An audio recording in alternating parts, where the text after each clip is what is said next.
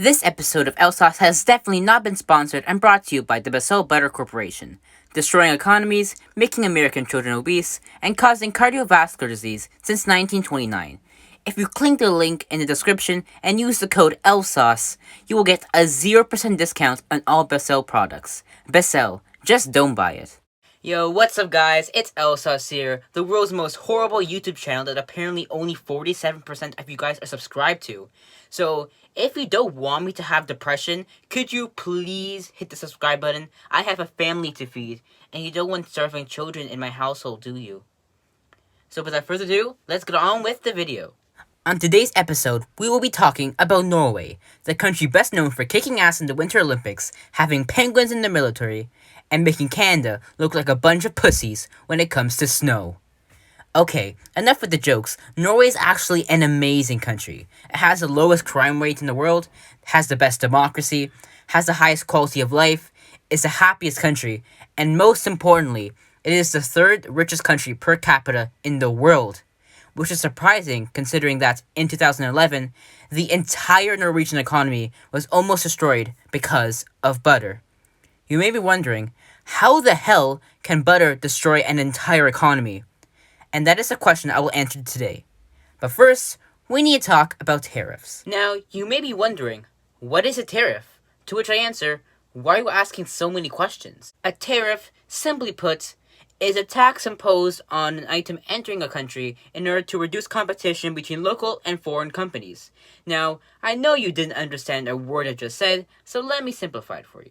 Briefly, Norway is a butter-loving country. In fact, Norway likes butter as much as the Pope likes touching little boys. And because of this, Norway wants its own butter companies to do well instead of relying on other countries for butter. So Norway, because of this, has a massive $25.2 per kilogram tariff on butter.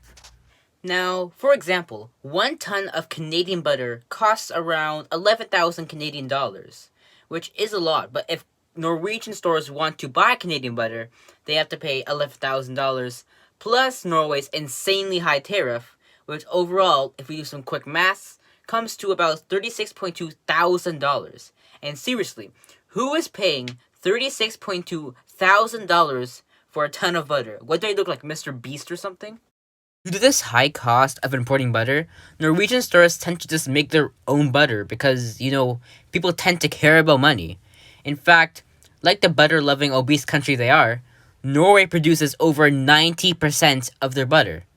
That was until 2011 and the Norwegian Butter Crisis. Now, if you've ever watched an episode of one of Gordon Ramsay's TV shows, you'd know 2 things. That lamb sauce is really important, and that milk is needed when making butter.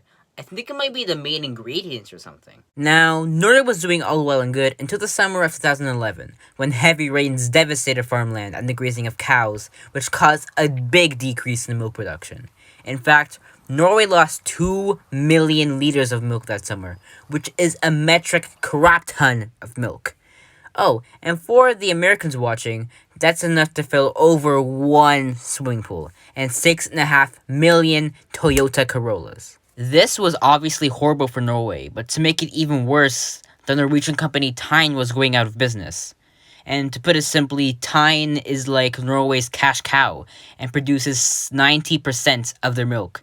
And in the current situation, Tine couldn't make enough milk quick enough to stock shelves. This was a massive problem for Tine and Norwegian stores in general because they couldn't just be like my dad and get milk from another country and never come back because of extremely high tariffs on dairy products. So instead, they slightly increased prices on dairy products to try to limit supply and stop people from buying dairy. However, they forgot one valuable thing. Christmas was coming. Norwegians, Christmas is a holiday where they stuff their mouths with fat butter-rich foods, like sarinakaka and piancho, which meant that the demand was high for butter during a time where butter was scarce. Because of this insane demand, Norwegian stores were screwed and now had no other choice than to continue increasing their butter prices to extremely high amounts until they were selling a pack of butter for 65 Canadian dollars, or the equivalent of 10 Big Macs and a ticket to my. In addition to causing the worst Christmas ever, this caused problems that devastated the country. The government had to remove tariffs on dairy products, which caused many people in Norway to lose their jobs, and the price increase played a big role in destroying Norway's currency and economy, which had been growing until that year. The crisis also, and I am not joking, created a black market for butter in Norway and made many people partake in illegal butter smuggling across the Swedish border. However, some good events did come out of this. Some smart students auctioned butter on the internet in a bid to raise funds for their graduation parties. And the best part, Denmark, Norway's best bro for life, airdropped 4,000 packs of butter onto Norwegian land to help them through this horrible time. Norway eventually overcame the butter crisis and is still one of the richest countries to date, but the damage was already done. Moral of the story, if someone ever tells you that 2020 is the worst year in the history of mankind, remind them that you weren't alive in the year 2011 in Norway, during the Norwegian Butter Crisis, the worst years humanity has ever seen.